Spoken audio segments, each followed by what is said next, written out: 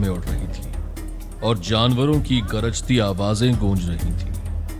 एक युवा योद्धा अपनी ताकत का प्रचंड प्रदर्शन कर रहा था। व्लाद द्वितीय का भतीजा, मर्सिया और व्लाद का कजन एक क्रोधित विशालकाय सांड के सामने खड़ा था।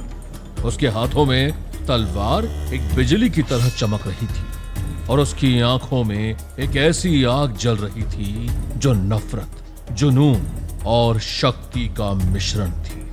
ये लड़ाई सिर्फ एक प्रदर्शन नहीं थी, ये एक घोषणा थी कि व्लादिस्लाव कोई मामूली योद्धा नहीं बल्कि एक तूफान था जो वलाकिया के इतिहास को बदलने वाला था।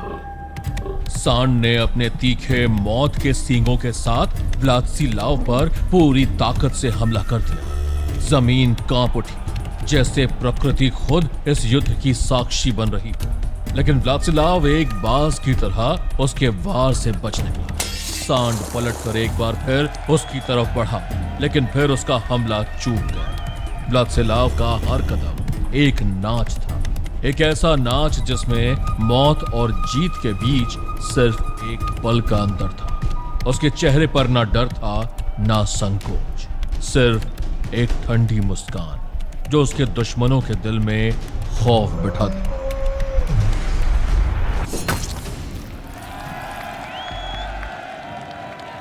सांड ने अपना अंतिम हमला किया। उसकी आंखों में पागलपन और गुस्सा था, लेकिन व्लादिस्लाव के लिए यह सिर्फ एक मौका था, एक मौका अपनी ताकत, अपनी चतुराई और अपने निश्चय को साबित करने का। एक तीखे बिजली से भी तेज वार के साथ उसकी तलवार ने सांड की गर्दन को छेद दिया। खून का एक फव्वारा हवा में उठा और सांड का विशालकाय सर एक झटके में धूल में गिर गया। उसका जिस्म जैसे कोई पहाड़ हो जमीन पर धड़ाम से गिर पड़ा और मैदान में एक मौत का सन्नाटा छा गया। और फिर भीड़ का शोर उठा उस सन्नाटे को तोड़ने के लिए। पसीने और खून से सना हुआ व्लादिस्लाव खड़ा था। उसका जिस्म लड़ाई के जज्बात से कांप रहा था, लेकिन उसका चेहरा शांत और सख्त था। उसने अपनी तलवार को ऊपर उठाया। खून में डूबी उसकी तलवार जगमगा रही थी। भीड़ का शोर एक समुद्र की लहरों की तरह गूंज रहा था, लेकिन व्लादिस्लाव के लिए यह शोर सिर्फ एक शुरुआत थी।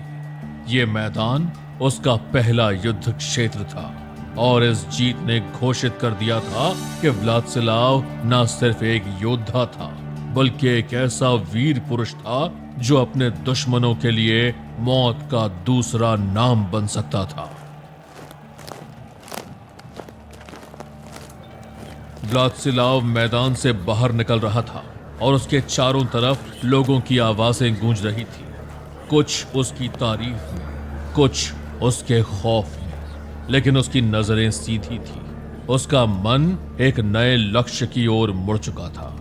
ये सांड सिर्फ एक शुरुआत था, असली जंग अभी बाकी थी और व्लादिस्लाव जानता था कि उसका रास्ता खून, नफरत और वलाकिया के ताज तक जाता था।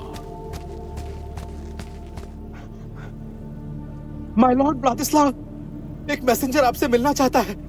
वो कहता है कि आपके लिए बहुत अर्जेंट मैसेज लाया है। मैसेंजर? किसने भेजा उसे? हंगरी के राजा जॉन हुनयादी ने, माय लॉर्ड। व्लादिस्लाव का चेहरा सख्त हो गया। जॉन हुनयादी का नाम सुनते ही उसकी आंखों में एक चमक सी आ गई थी, मानो उसे इसी दिन का इंतजार हो। वो चुपचाप अपने कमरे की ओर बढ़ा जहां वो मैसेंजर उसका इंतजार कर रहा था। बोलो, क्या मैसेज भेजा है तुम्हारे किंग ने? My lord Vladislav, king of Hungary आपसे बात करना चाहते हैं। उनका मानना है कि वलाकिया के भविष्य के लिए ये मीटिंग बहुत इंपॉर्टेंट है। वलाकिया का भविष्य?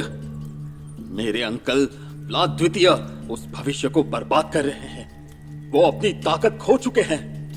एक समय था जब वलाकिया का नाम दुश्मनों के दिल में डर बैठाता था।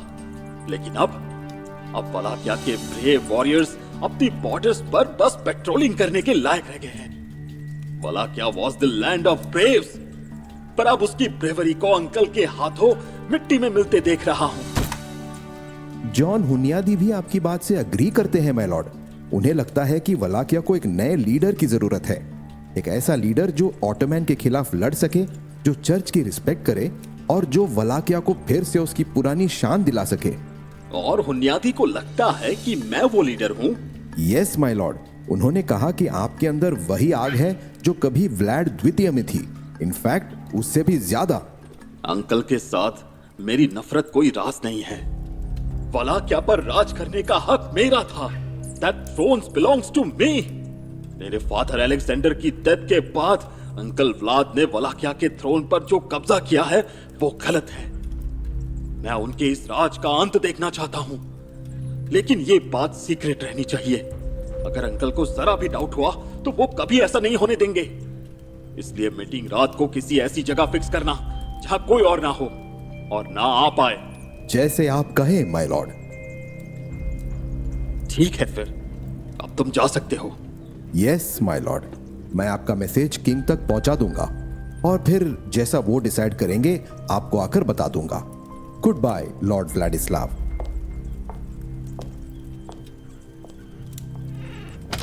व्लादिस्लाव अकेला कमरे में खड़ा था।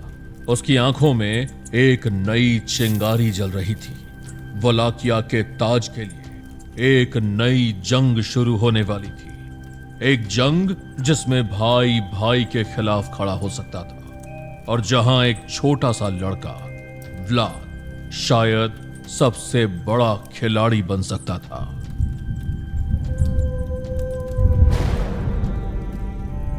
एक तरफ महमेद अपने जाल बिछा रहा था, दूसरी तरफ हुनियादी अपना खेल खेल रहा था और बीच में व्लादिस्लाव जो अपने चाचा के राज को उजाड़ने के लिए तैयार था। वलाकिया से सैकड़ों मील दूर एक और किरदार इस कहानी से जुड़ने वाला था। बुल्गारिया जो अब ऑटोमन साम्राज्य का हिस्सा था, वहां पर मौजूद स्ट्रेंजा के घने जंगल में इस समय एक शिकार चल रहा था, इंसानों का शिकार।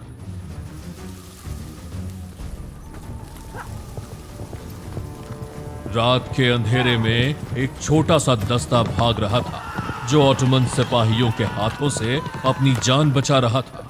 उनकी सांसें तेजी से चल रही थी, उनके चेहरे पर खौफ था। ऑटोमन कैवलरी अपने घोड़ों पर तीर की तरह बढ़ते हुए उनका पीछा कर रही थी, उनको शिकार बनाते हुए एक एक करके।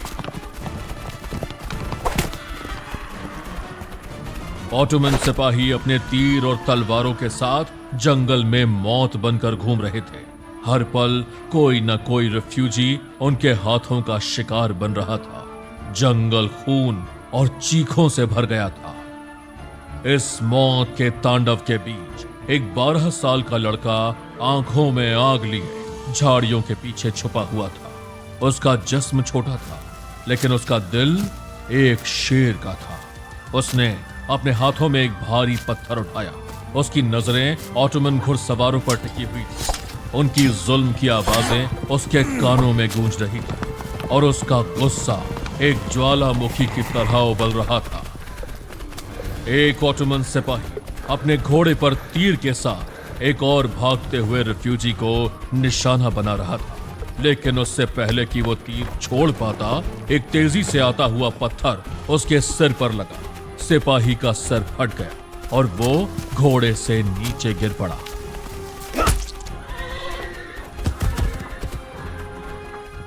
दूसरा सिपाही अपनी तलवार लेकर लड़के की तरफ बढ़ा, लेकिन लड़का एक बाज की तरह लपका।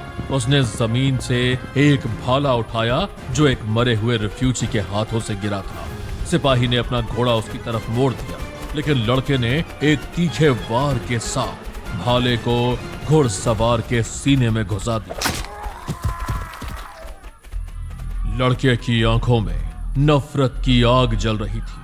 उसने एक और सिपाही को देखा जो अपनी तलवार लेकर उसकी तरफ बढ़ रहा था।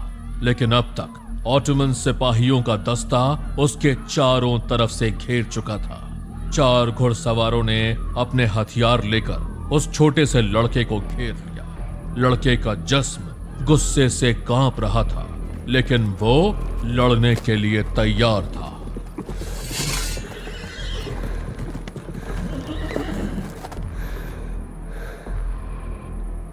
एक सिपाही ने अपनी तलवार उठाई। उसका इरादा साफ था, लड़के को मार देना। उसने अपना घोड़ा आगे बढ़ाया, तलवार को ऊपर उठाया और एक मौत का वार करने वाला था, लेकिन तभी एक तेज आवाज ने जंगल के सन्नाटे को तोड़ा। रुको, इस लड़के को हाथ मत लगाओ। उस ऑटोमन दस्ते का लीडर, एक लंबे सख्त जिस्म वाला आदमी, अपने घोड़े से उतरा। उसकी आंखों में एक अजीब सी चमक थी, जैसे वो लड़के के जज्बे को पहचान रहा हो। वो धीरे धीरे लड़के के पास आया। उसकी तलवार अभी भी उसके हाथ में थी, लेकिन उसने उसे नीचे किया। ये लड़का, इसमें एक अलग ही आग है।